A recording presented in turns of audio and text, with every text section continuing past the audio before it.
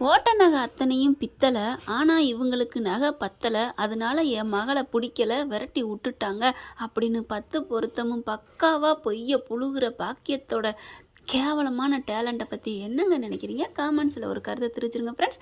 வாங்க இப்போ நம்ம வீடியோக்குள்ளே போனால். அன்பான இனிய உறவுகளுக்கு வணக்கங்க. இப்போ உங்கள் பொண்ணு உண்மை சொல்லணும் அப்படின்னு சொல்லிடுறாங்க. மீனா எவ்வளவோ அடித்து சொன்னாலும் இவங்க போட்டது 72 பவுன் தான், 8 பவுன் தான், 72 பவுன் பித்தலை அப்படின்னு சொன்னோன்னு அதிர்ச்சி அடைகிறாங்க பாண்டியன் குடும்பம். பாவங்க, ரொம்ப ரொம்ப நல்ல குடும்பமாக இருக்குது. பொய்ங்கிறதெல்லாம் தெரியாத அந்த குடும்பம் பொய்யே சொல்கிற ஒரு குடும்பத்துக்கிட்ட மாட்டிக்கிட்டு தவிக்கிறாங்க. என்ன பண்ணுறது, இதுதான் காலத்தின் விதி அப்படின்னு சொல்லலாம். இப்போ தங்கமயில கூப்பிட்டா அவளுக்கு உடம்பு முடியல, அதெல்லாம் முடியாது அப்படின்னு அவங்க ஆத்தாக்காரி சொல்ல, அம்மா அதெல்லாம் முடியாதும்மா, அவங்க சொல்லணும் அப்படின்னு சொல்லிடுறாங்க. அந்த பிள்ளையும் வர வைக்கிறாங்க. அப்படியே ஓடி போகிறாங்க. வெளியில் போயிட்டு, தங்கமயில வெளியில் ஏன் போகிற, நீ இங்கே நில்லு அப்படின்னு சொல்லணும் இல்லைங்க. கோர்ட்டில் மட்டும் வெளியில் விட்டால் சாட்சியை கழிச்சிருவாங்க அப்படி இப்படின்னு சொல்கிறாங்கல்ல. ஆனால் இப்போ பேசாம விட்டுறாங்க. ஓடி போய் ஆத்தாக்காரி மகிட்ட என்ன பண்ணுது, இங்கே பாருடி, இதுதான் உனக்கு ஆயுதம், கடைசி ஆயுதம், நீ மட்டும் இப்போ ஐயோ அவங்க போட்டது எல்லாம் தங்கம் தங்கம் இல்லை, எங்கள் அம்மா போய் சொல்லுது அப்படின்னு நீ போய் அங்கே சொன்னேன், அவ்வளோதான் உன் வாழ்க்கை முடிஞ்சு போச்சு. அப்படியே கை கழுவிட்டு அவங்க வாட்டுக்கு ரிலீஸ் ஆகி வீட்டுக்கு போய் உட்காந்துருவாங்க. நீ இப்படி இங்கே உட்காந்துருக்க வேண்டியது. ஃப்ராடு பண்ண இந்த குடும்பம் இவகிட்டேருந்து என் பொண்ணை என் பையனை விலைக்கு வைங்க, டைவர்ஸ் கொடுங்கன்னு அவன் அப்பா ஆத்தா எல்லாரும் கேட்பாங்க. அவனுக்கு டைவர்ஸ் கொடுத்துருவாங்கடி, அப்புறம் ஈஸியாக போய் சொன்ன குடும்பம் உண்டு. அதனால 80 பயம் உண்மைதான் உண்மைதான், நான் அடித்து சொல்லு தங்கம் மயில் அப்படின்னு கெஞ்ச, அம்மா அது தப்பு இல்லையா அப்படின்னு கோழி கழுத்தை திரி ஆட்ட, அடியே தப்புன்னா நம்ம எல்லாரும் போக வேண்டியதே போ அப்படின்னு சொல்ல, உன் தங்கச்சி வாழ்க்கையை நினச்சி பாரு அப்படி இப்படிங்கல. என்னம்மா கூட்டிகிட்டு வாங்க, என்ன சத்தம் அப்படின்னு கேட்க, இதை வந்துட்டம்மா அப்படின்னு உள்ளுக்க வராங்க. அப்படியே எல்லாரையும் பார்க்க சரவணன் கொதிக்க, மீனா முறைக்க, அப்படியும் பார்த்தோன்னா அம்மா எல்லோரும் முறைக்கிறாங்க. அவள நீ கண்டுக்காதடி, உன் வாழ்க்கையை மட்டும் பாரு, உன் மாமா வேணும்னா நான் சொன்னதை செய் அப்படின்னு பாக்கியம் சொல்லிடுது. அதுக்கப்புறம் தங்கமயில் நிற்கிது. சொல்லுங்கம்மா என்ன சொல்கிறீங்க, உங்களுக்கு எவ்வளோ போய் நகை போட்டாங்க அப்படிங்கிற இப்படி பார்க்க சொல்லு அப்படிங்கிற பாக்கி இருந்துட்டு, 80 பவுன் போட்டேன்னு சொல்லுமா, இங்கே பாருங்கள் ஷோ நீங்கள் சும்மா இருங்க அப்படின்னு சொல்லிட்டு, நாங்கள் கேட்போம்ல, நீ சொல்லு 80 பவுன் நகை போட்டாங்களா?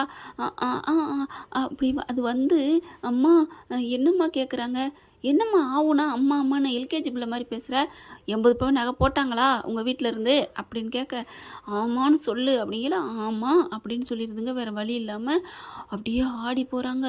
கோமதி சரவணன் ஏய் அப்படிங்கிற, பார்த்தீங்களா மேடம் உங்கள் கண்ணு முன்னாடியே என் பிள்ளைய அடிக்க வராங்களே அப்படின்னு பயங்கர ஓவர் ஆக்டிங்க. உலகத்தில் இருக்க ஒட்டுமொத்த ஆஸ்கார் அவார்டு எல்லாத்தையும் இந்த பாக்கியத்துக்கு கொடுக்கலாங்க. ஃப்ராடுத்தனத்துக்கு, நடிப்புக்கு, ஃப்ராடுத்தனமான போக்கிரித்தனமான நடிப்புக்கு. அடுத்து இன்ஸ்பெக்டர் பார்க்குறாங்க, என்னங்க நடக்குது, அவங்க 80 பவுன் போட்டேங்கிறாங்க, நீங்கள் உங்களுக்கு ஒன்றும் தெரியாதுங்கிறீங்க, நீங்கள் என்னடனா 72 பவுன் சொல்கிறீங்க அப்படின்னு மீனா கேட்க, ஐயோ தாலி பிரித்து கோர்க்குற அன்னைக்கு அவங்க நடந்ததை நான் சொல்கிறேனே, உண்மையாகவே அவங்க சொன்னதை நாங்கள் கேட்டோம், யார்கிட்டையும் சொல்லிடாதீங்கன்னு எங்கள் காலை பிடிச்சி கெஞ்சினாங்க, அழுதாங்க, அதனால தான் நான் சொல்லலை ஒரு பொண்ணு வாழ்க்கை போகக்கூடாதுன்னு அப்படிங்கிறாங்க மீனா. அடி பாவி, ஏட்டி இதை அன்னைக்கே சொல்லலைன்னு கோமதி மருமகளை அடிக்கிறாங்க, திட்டுறாங்க. அத்தை அப்படிலாம் இல்லைத்த அப்படிங்கிறாங்க. ஏங்க இவ பேச்செல்லாம் நம்பாதீங்க, இவ பொய் சொல்கிறா அப்படின்னு சொல்லிட்டு பாக்கியம் மீனா மேலே பழிய போடுது. அப்படியே மீனா முறைக்க அப்படின்னு ஐயோன்னு திரும்பிக்கிறது பாக்கியம். இங்கே பாருங்கள் இன்ஸ்பெக்டர், இந்த அம்மா பொய்யா சொல்கிறாங்க, எங்ககிட்ட அவங்க கெஞ்சி கேட்டதுனால தான் நான் இப்படி நான் சொல்கிறேன், அன்னைக்கு நான் சொல்லாமல் இருந்தேன் அப்படிங்கிறாங்க. இல்லைங்க இவ அந்த வீட்டில் வாழ்ந்துட்டு இருக்கா, அதனால அவள் பொய் சொல்கிறா அப்படிங்கிறாங்க.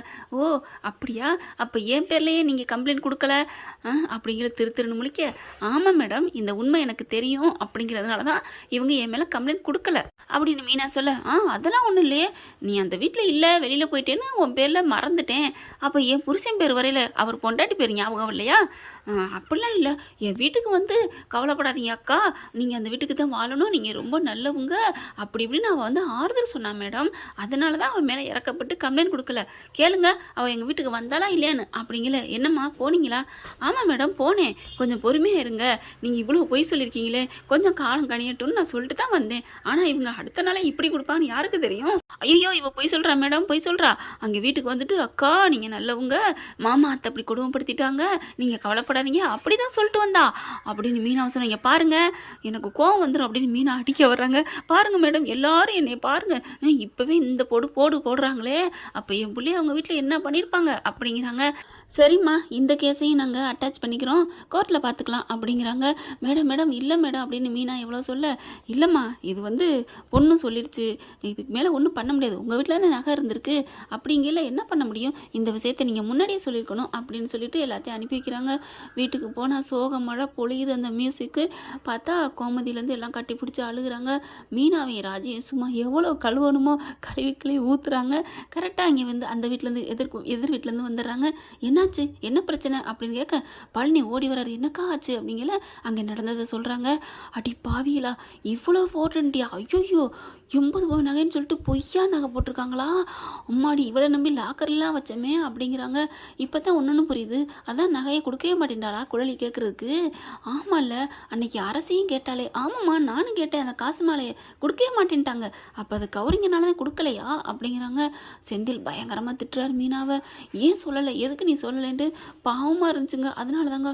அடி பாவி துரோகி, நீ தாண்டி இப்படி பிரச்சனைக்கு காரணம். நீ மட்டும் அன்னைக்கே சொல்லியிருந்தீங்கன்னா எப்படியாவது பிரச்சனை, இதையும் நாங்களும் சொல்லியிருப்போமே, நாங்களே போய் போலீஸ் ஸ்டேஷனில் சொல்லியிருப்போமே அப்படின்னு துடிக்கிறாங்க. அதான் சொன்னமேங்க, அங்கே ஒரு மீனா இங்கே ஒரு மீனா மாட்டிக்கிட்டு முழிக்குதுங்க. ஃப்ராடுகளுக்கு சப்போர்ட் பண்ணிக்கிட்டு அடுத்து கோர்ட்டுக்கும் வந்துடுறாங்க. கோர்ட்டுக்கு வந்து வழக்கு நடந்துட்டுருக்குங்க. எல்லா தரப்புலையும் இங்கிட்ட அங்கிட்டும் பேசுகிறாங்க. என்னதான் எவ்வளவுதான் நல்லவங்களாக இருந்தாலும் மாப்பிள்ளை வீட்டில் இந்த பொண்ணு வீடு வரதட்சணைன்ட்டா மட்டும் அவங்க பக்கம் தான் பேசுவாங்க போல இருக்குது. அடுத்து நீதிபதி பார்க்குறாங்க. என்னம்மா அதுக்கு சொல்கிறீங்க, 80 பவுன் கொடுக்குறீங்களா இல்லை அந்த பொண்ணை வாழ வைக்கிறீங்களா, அவங்க அதானே சொல்கிறாங்க அப்படின்னு கேட்க, ஏங்க எப்படிங்க நாங்கள் வாழ வைக்க முடியும், இவ்வளோ பெரிய பொய் சொல்லியிருக்காங்க, அவங்க 80 பவுன்லாம் போடவே இல்லை. ஐயோ அந்த நகை அந்த பொய் இந்த பொய்ன்னு பார்த்து கடைசியில் நகையும் பொய்யா, எல்லாமே பொய்யா இருக்குங்க. நாங்கள் எந்த தப்பும் பண்ணலனுங்கிறாங்க. இவங்க இந்த பக்கத்து ஐயோ அவங்க தான் தப்பு பண்ணாங்க அப்படிங்கிறாங்க. இப்போ 80 பவுன் கொடுக்கணும், ஏன்னா கேஸுன்னு வந்துருச்சு, உங்கள் வீட்டில் தான் நகை வந்திருக்கு, அதனால் 80 பவுன் கூட அவங்க வேணாங்கிறாங்களே, வாழ வைங்க. ஏங்க இவ்வளோ பொய் சொன்னவங்கன்னு தெரிஞ்சு எப்படிங்க நாங்கள் வாழ வைக்க முடியும் அப்படிங்கிறாங்க. அப்போ வேறு வழி இல்லைங்க, உங்களுக்கு வந்து நாங்கள் தீர்ப்பு தான் சொல்லணும் அப்படிங்கிறாங்க. பரவாயில்ல, என்ன ஆனாலும் பரவாயில்ல, நான் தண்டனை எவ்வளோ வேணாலும் அனுபவிச்சுக்கிறேன், ஆனால் இவ்வளோ ஒரு வேசக்காரி 80 நகைன்னு சொல்லி பொய்யா போட்டுவிட்டு அதை வேற மெய்யின்னு வேற சொல்கிறாங்க. எப்படிங்க ஐயா இவங்களோட வாழ முடியும் அப்படிங்கிற. ஐயோ மாமா அப்படிங்குது. வாயை மூட்ரி அப்படிங்கிறாங்க. அடுத்து இல்லை எனக்கு நீங்கள் என்ன தண்டனை கொடுங்க. ஆமாம் நான் தான் அவளுக்கு கொடுமைப்படுத்தினேன், நான் தான் அவளை அடித்தேன், எங்கள் அம்மா அப்பா எதுவுமே பண்ணலை போதுமா, நான் தான் அவகிட்ட வரதட்சணை கேட்டேன், ஆனால் இவங்க தான் வேணுக்குனே எங்கள் அம்மா அப்பா பேரில் கொடுக்குறாங்க, எல்லா தப்பும் பண்ணது நான் இவரான, எனக்கு என்ன தண்டனை வேணாலும் கொடுங்க, 80 பவுன் நகையா என்னால் கொடுக்க முடியலை, என்னை கைது பண்ணுங்க, 20 வருஷம் தண்டனை கொடுத்தாலும் பரவாயில்ல, நான் உள்ளுக்க போகிறேன், ஆனால் அவளை கொடுமைப்படுத்தினதுக்கும் எங்கள் அப்பா அம்மாவுக்கும் எந்த தொடர்பும் இல்லை, அவங்க மேலே எந்த தப்பும் இல்லை அப்படிங்கிறாரு. அப்படி எல்லாரும் ஆடி போகிறாங்க. நீதிபதி பார்க்குறாங்க. என்ன சொல்கிறீங்க, நிஜமா தானா, ஒத்துக்கலாமா, இதை ஏற்றுக்கிட்டு உங்களுக்கு தீர்ப்பு சொல்லலாமா, சொல்லுங்கள் இவரான. நான் தான் கொடுமைப்படுத்தினேன், ஆமாம் உண்மைதான், நான் தான் அவளை கொடுமைப்படுத்தினேன், அடித்தேன் உதச்சேன், நகை வாங்கிட்டு வான்னு கேட்டேன், ஐயோ அப்படின்னு சொல்லிட்டு தங்கமேல சொல்ல, அப்போ நீங்கள் இதெல்லாம் தண்டனை ஏற்றுக்கிறீங்க. ஆமாங்க, அவளுக்கு எனக்கு விடுதலை வாங்கி கொடுத்துருங்க அப்படிங்கல. ஓகேங்க அப்படின்னு சொல்லிட்டு தீர்ப்பு சொல்கிறேன் அப்படின்ட்டு தங்கமேல வந்து இந்த மாதிரி கேஸில் கம்ப்ளைண்ட் கொடுத்துருக்காங்க. சரவணனுக்கு இந்த மாதிரி 16 ஆண்டு கொடுமைப்படுத்தினதுக்கும் நகையை இந்த மாதிரி பண்ணதுக்கும் தீர்ப்பு சொல்கிறோம். அடுத்து அதே மாதிரி தங்கமயிலையும் சரவணனே நாங்கள் விவாகரத்து பண்ணுறோம் அப்படின்னு சொல்லிட்டு, அதாவது விவாகரத்து கோரிக்கை வைங்க, அதுக்கு சீக்கிரமே நாங்கள் வந்து பரிந்துரை பண்ணுறோம் அப்படின்னு சொல்லிட்டு, அதுக்குன்னு ஒரு தனி கேஸ் இருக்கு இல்லையா, அதனால் அப்படி சொல்கிறேன்னு சொல்லிட்டு நீதிபதி தீர்ப்பு சொல்ல போயில, ஐயோ என்னாச்சு அப்படின்னு தங்கமயில் கத்துது. என்னன்னு தீர்ப்பு சொல்லங்காட்டிலுமே என்னாச்சுங்கல, ஐயோ கொடுத்துடாதீங்க, அவரெல்லாம் ஜெயிலுக்கு போவேனா, என்னமாம்மா நீங்கள் எப்போ மாமா என்கிட்ட நகை கேட்டீங்க, எப்போ மாமா என்னை அடிச்சிங்க, அப்படிலாம் ஏமாம்மா நீங்கள் ஏமாம்மா 16 வருஷம் ஜெயிலுக்கு போகணும் வேணாமாம்மா அப்படிங்கிறாங்க. அடியே மயிலுன்னு அடக்குறாங்க. நல்ல வேலை கூண்டில் நிற்கிறதுனால பாப்பா பக்கத்தில் போக முடியலை பாக்கியத்தினால. இல்லை என்னமாம்மா நீங்கள் போவேண்ணா, நீங்கள் எந்த கொடுமையும் படுத்தலை, நீங்கள் ஏன் போகணும் அப்படிங்கிற எல்லாரும் பார்க்குறாங்க. என்னம்மா சொல்கிற, அந்த வக்கீல் பார்க்குது. அம்மா அடங்குமா, தங்கமயில எவ்வளோ அடக்குறாங்க, தீர்ப்பு சொல்ல போகிற நேரத்தில் என்னம்மா நீ அப்படிங்கிறாங்க. என்னங்க தீர்ப்பு, எனக்கு இது பிடிக்கவே இல்லை, இது என்ன தீர்ப்பு, ஐயோ என் மாமாவை என்னை பிரிக்கிற தீர்ப்பு வேணாம் அப்படிங்கல.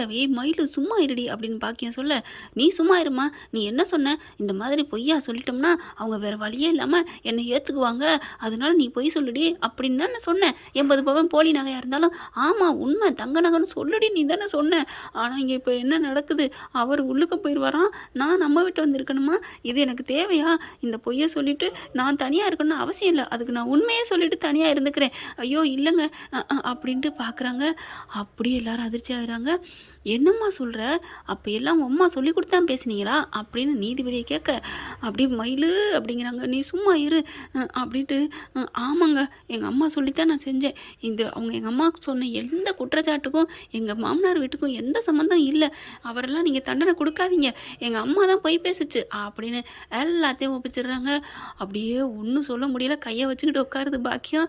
தீர்ப்பு சரியான தீர்ப்பாக கொடுக்குறாங்க. இப்போ உங்களை எல்லாத்தையும் உள்ள தள்ளலாமா? எவ்வளோ பெரிய மன உளைச்சலுக்கு ஆளாக்கியிருக்கீங்க ஒரு குடும்பத்தை அப்படின்னு சொல்லிட்டு சரவணனை வந்து விடுதலை பண்ணிடுறாங்க. நீங்கள் கீழே போகலாம் அப்படின்னு போய் உட்காந்துக்கிறாங்க. அப்பாடா அப்படின்னு கோமதிக்கு ஒரு பெருமூச்சு வருது.